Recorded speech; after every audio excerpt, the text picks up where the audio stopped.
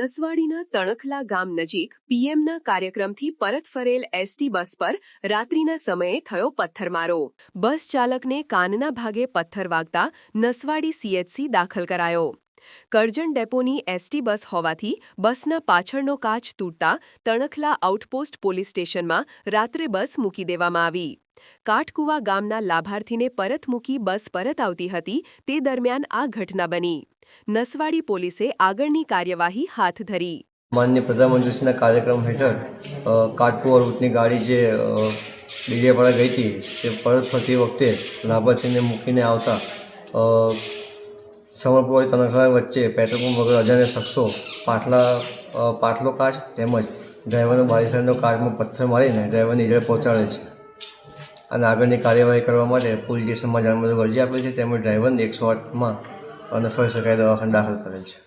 સમાચારની અવનવી અપડેટ જોતા રહો નિખરતા ગુજરાત ન્યૂઝ સાથે. નિખરતા ગુજરાત ન્યૂઝને લાઇક, શેર, સબસ્ક્રાઇબ કરો અને બેલ આઇકન દબાવીને સમાચારની ઝડપી માહિતી મેળવો.